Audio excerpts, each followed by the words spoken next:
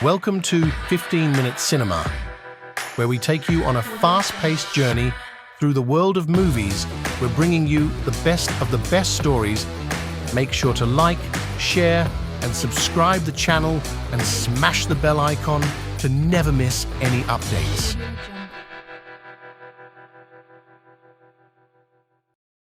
You may call him crazy, but you will not meet many men out there that are as tough-willed and persistent as this one. This is St. Louis, Missouri, 1954. An ambitious middle-aged businessman, Ray Kroc moves from store to store, tirelessly trying to sell his steel milkshake mixers, but getting turned down each time. Don't write him off just yet, though, because this man will just not give up.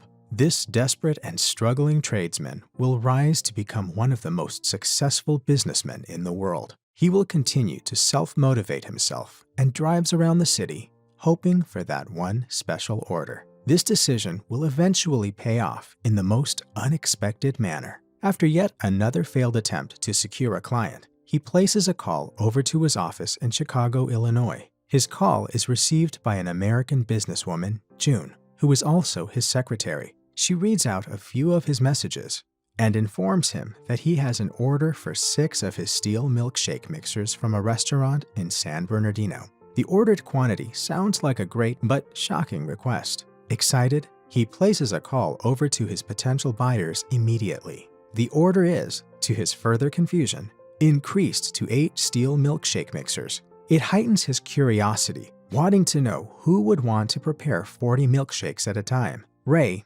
eager to find out what is going on, instantly pulls out a map, traces the address of the restaurant, and begins a long drive to San Bernardino, California. He arrives at the location, and his eyes are greeted by a shocking sight. Ray notices a large crowd queuing in front of a fast food restaurant to get their meals, a strange phenomenon in the early 1950s, the first of its kind. Further driven by fascination and curiosity, he decides to join the queue and have a taste for himself. He buys a burger and can't believe that he got it in just 30 seconds. Ray is still munching on his hamburger when another middle-aged man approaches him and greets him. He looks up at the man and says that this might be the best hamburger he has ever had in his life. The middle-aged man then proceeds to introduce himself as Mac McDonald's, co-owner of the fast food restaurant. Thanks to Ray's smart and dynamic mind, he instantly sees an opportunity. He introduces himself, and Mac recognizes him as the milkshake vendor. When Mac asks him for his reason for being in California, he lies about it and says that he had come down for a meeting. Mac then decides to give him an extensive tour of their operations. Ray is stunned by the speed and efficiency leading to the preparation of the McDonald's hamburgers. He meets Mac's brother, Dick, and offers to take both of them out to dinner, adding that McDonald's was the most remarkable restaurant he had seen in all of his years in the food service industry, and stating that he wanted to hear their story. Both brothers accept his invitation. At dinner, the McDonald brothers narrate the story about the rise of McDonald's hamburger stand in San Bernardino. They reveal some of their business secrets to Ray, narrating how they designed the fast service and high-quality food pattern that would then become an overnight success. Ray sees the great potential that McDonald's possesses and is lost in thoughts all night. Early the next morning, Ray is waiting for the McDonald brothers to arrive. They soon drive in and are shocked to see Ray waiting for them. Ray wants the brothers to franchise the company. He reveals that he had come all the way to California specifically for them, unlike what he had earlier told Mac. However, Dick tells him that they had already tried to franchise the company, and adds that it is difficult to ensure quality standards from afar, which forced them to dismiss the thought. They had already built 5 branches in different cities, but decided to stop. The McDonald brothers could not afford to watch their precious creations become mismanaged. Mac says that it is better to have one great restaurant than 50 mediocre ones. Ray really wants them to franchise the company, but the brothers stand firm in their decision. The trio are still caught up in an argument when Ray spots a painting on the wall of a McDonald's restaurant with a unique design, the Golden Arches. The brothers claim to have built the Phoenix McDonald's branch with the design, and Ray Kroc decides to go see for himself. Ray drives quickly to the Phoenix branch, and he is blown away by the Golden Arches design. He doesn't care what it will cost him. He just wants to be a part of McDonald's. He returns to his home in Arlington Heights, Illinois, and though his business might have just taken an interesting turn, not much of the same thing can be said about his home. He was mostly away for weeks, leaving his wife, Ethel, home alone. She is clearly not happy about this and demands more attention by asking Ray when he is going to take a break, only for Ray to say, "Probably never," causing Ethel to walk away angrily. From then on, Ray attempts to continue with his milkshake trade, but he gets turned down again. He visits the McDonald brothers and tries to convince them again about his vision, a belief that the Golden Arches design could become a symbol of American culture, that it could be a place where families could gather to eat fast food all around America. Dick is still hesitant about the idea, but his brother succeeds in convincing him. They eventually proceed to sign the paperwork, which sees Ray emerge as a franchising agent for McDonald's in the Midwest. He is, however, bound by the contract to maintain the standard and integrity of the restaurant and consult the brothers for approval before any change is made. Ray Kroc has finally got what he wanted, but he does not rest on laurels. He jumps right to work. He begins his journey by visiting several banks to request funding for this project, but as usual, he gets turned down. Out of desperation, Ray decides to mortgage his home without telling his wife. This risky decision sees him secure the Des Plaines location for the next McDonald's branch. Ray is a hot-headed man who wants everything moving at a fast pace, but the McDonald's brothers prefer a slow and steady race. Arguments soon ensue between Ray and the McDonald brothers when Ray attempts to get a sponsorship from Coca-Cola by including their name on the menu. While Ray sees it as an opportunity to get free money, Dick disagrees with the concept, saying that he doesn't intend to commercialize McDonald's, causing Ray to angrily hang up the phone. The Des Plaines McDonald's branch, crafted with a Golden Arches design, soon gets rolling, and luckily for Mac and Dick, Ray is also passionate about maintaining the standards of McDonald's. His wife Ethel is left at home in isolation.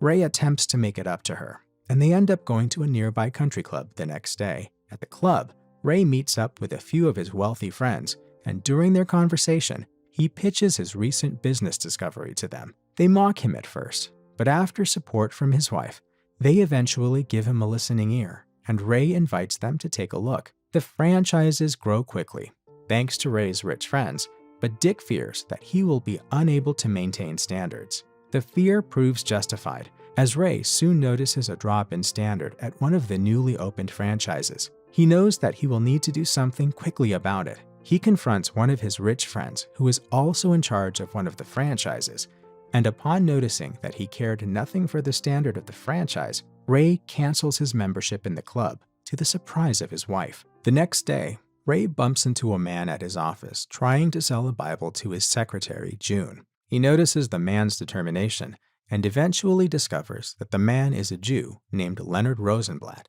and that he is simply trying to earn a living. Ray decides to sign a contract with him and hand him a new franchise at Waukegan, Illinois. Soon after, a brilliant idea strolls across his thoughts when he notices that Leonard and his wife, Myra, seem to be doing a great job in abiding by the reasonable standards of McDonald's. Ray takes his wife to VFW Potluck, a local restaurant nearby, and engages in a simple conversation with a man in the restaurant. He decides to hand him a contract too. Ray soon realizes that he could establish more franchises with the dedicated American working class, so he begins to visit various lodges and religious organizations to hire workers. This method pays off, and more franchises begin to emerge. Ray slowly becomes the face of a McDonald's and takes a trip to attend the grand opening of McDonald's in Minnesota. To his surprise, he receives a rousing welcome and takes a meal at a fancy restaurant later that evening, where he meets Raleigh Smith, the owner of the restaurant, who also indicates his interest in becoming a McDonald's franchise owner too.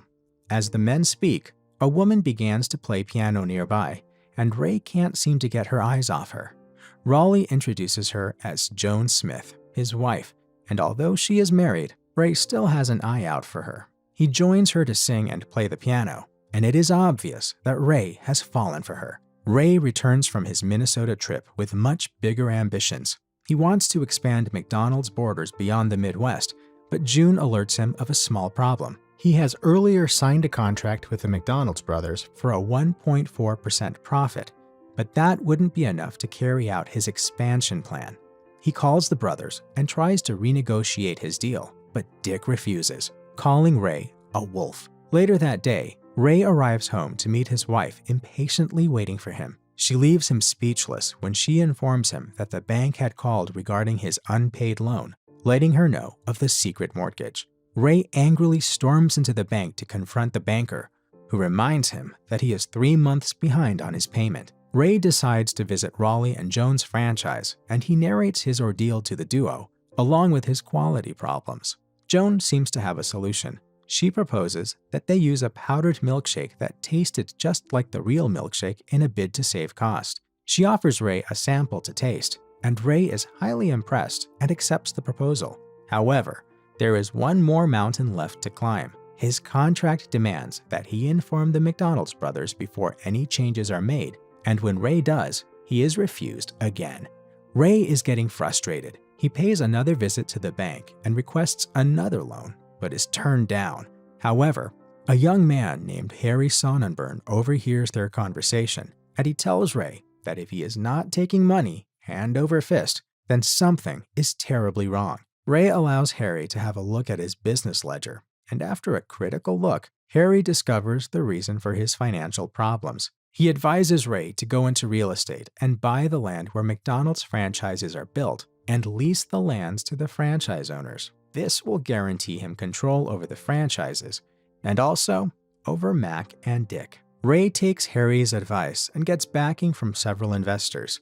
He changes his company's name to Franchise Realty Corporation. Dick soon calls, but Ray claims that the company is not under McDonald's and is not bound by their previously signed contract. Ray also goes ahead to approve the powdered milkshake proposed by Joan. Ray seems to be acting on his own will at this point. Dick calls again after hearing the news, angrily reminding Ray that he is bound by a contract, but Ray refuses to budge once again and says that contracts are like hearts. They are meant to be broken. Later that evening, Ray tells his wife that he wants a divorce. He offers to let go of all his assets to her, except the McDonald's business. He then goes on to hire a lawyer to help him renegotiate his contract with the McDonald's brothers. He is becoming increasingly desperate to gain ownership of the company, and he ends up sending a letter to the brothers with a letterhead that reads, "The McDonald Corporation." Mac gets upset and confronts Ray over the phone. The relationship between Ray and the McDonald brothers has grown tense. Mac is admitted to a hospital, and Ray decides to pay him a visit. He comes along with a bunch of flowers, and inside the bunch is a blank check, stating Ray's intention to buy off the company from them. The brothers appear frustrated over Ray's betrayal. After Ray leaves, Mac tells Dick that they are never going to win against Ray, so the brothers agree to sell the company for $2.7 million. They get to keep the San Bernardino store and 1% of future corporate earnings made by the company. Ray agrees to the McDonald's brothers' terms, except for the 1% of future corporate earnings, which his lawyer says will be given to them on a handshake basis. Mac and Dick are left with little choice but to accept the deal. Ray bumps into Dick in the restroom after the negotiation, and Dick goes on to ask him why he didn't just steal their idea and start up his own restaurant after they revealed their business secrets to him. Ray admits that he would have failed if he started his own restaurant based on their ideas. He says that it wasn't the system they set in motion that had caught his attention, but the unique name, McDonald's. Ray says that the name sounded like America. In the end, the McDonald's brothers are told that they cannot keep their name on their store as stated in the terms of their agreement. They take down the name from their stores. Ray continues on his journey of success, including the establishment of many more franchises, getting married to Joan, and meeting with the President of the United States of America.